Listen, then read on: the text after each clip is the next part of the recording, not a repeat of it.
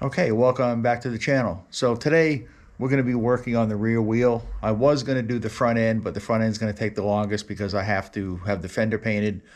I already got one tire in. I got the front tire in. The rear tire is supposed to be here today. So we'll get the rear tire taken off and get the wheel off. I have the new rear turn signals coming in a couple of days, so we'll get the rear end buttoned up. We don't have to deal with it anymore. We'll get a new sprocket that's going on. I don't know if I'm going to do the wheel bearings or not. I'm going to check them. I might just clean them and repack them. So we'll see, what's going to go on with that. So I have decided I don't think I'm going to take the lower case down and have the cases split. I have tested the connecting rods on it. They seem fine. I've got a piece of a tool coming in to check the alignment in a couple of days, and if the alignment's fine in it, then I don't think I'm going to bother having the cases split. And I'll go over a video with that at a later time when we get back to the motor, working on the motor. So in the meantime, let's work on the rear end and get that tire off.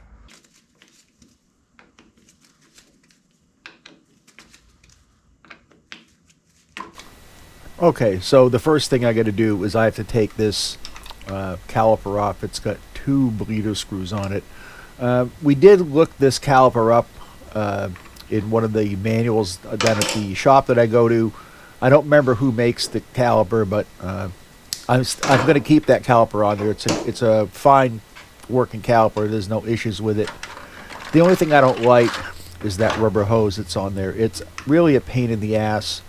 As you can see, you've either got to disconnect it from the junction on the where the brake light switches, or you've got to take it off at the caliper itself. You can't just take one side off. So that's going to be all swapped out for a steel braided line, just like the rest of the lines that are on the bike. And now we can just pull the couple remaining bolts out of the caliper and take the caliper off.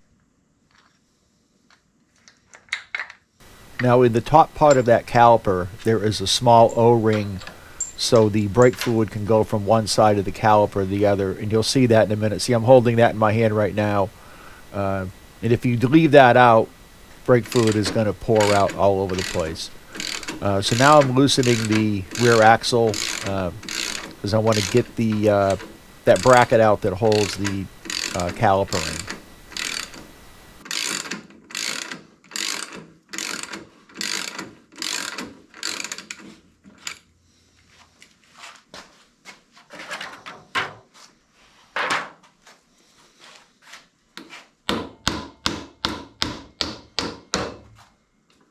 And I'm going to lower the wheel right now to make it easier to take that axle out. We just want to put it just so it touches the table, and the axle will should slide right out. So I have to use a drift kind of to take that axle out, but it should be coming out right now.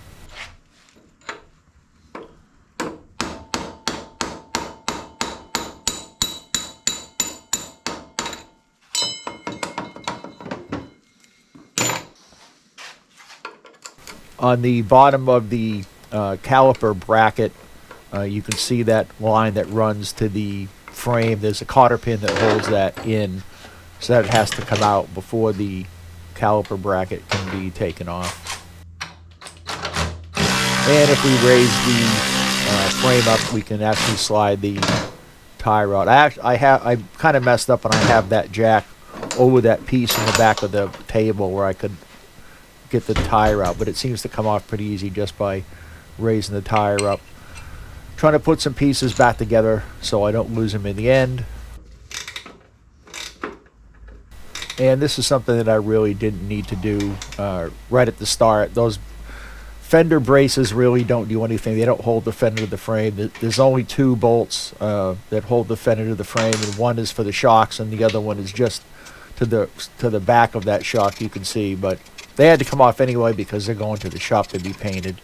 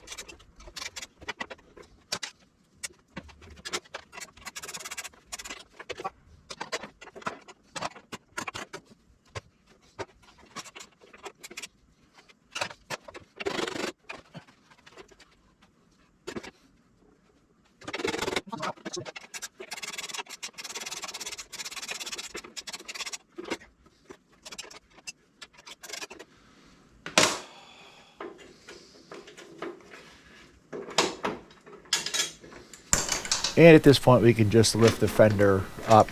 I could have left those brackets on when I took the shock off and just taken the fender off that way, but it doesn't make a difference either way. That bracket has to come off, like I said, when it goes to the shop to be painted.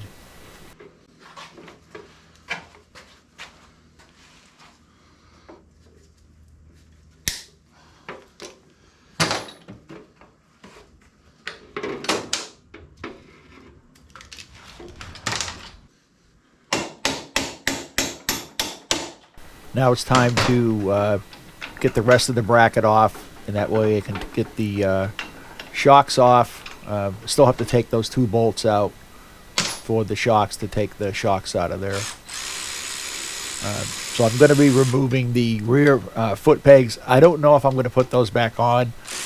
This has a Mustang seat on it, a single seat, so I doubt that I'll put the rear pegs back on, but I will save them in my parts bin.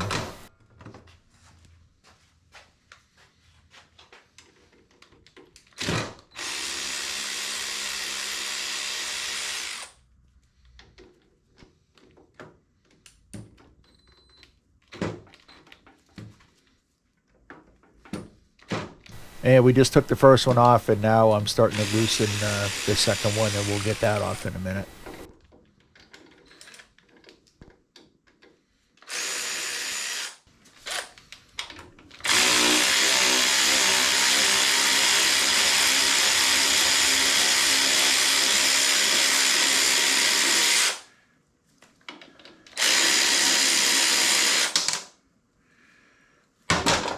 And the first shock is off, and we'll put that up. Now I'll move over to the second shock, and then we can take the swing arm off after that.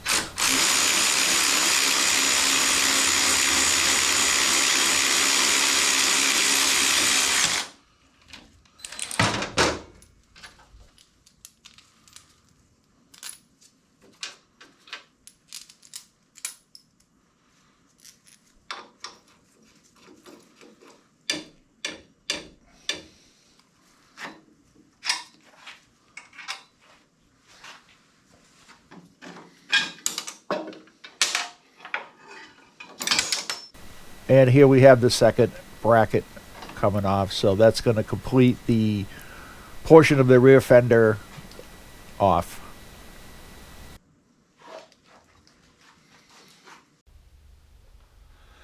Okay, that's going to wrap it up for this video. Thanks for watching, and I'll see you in the next video.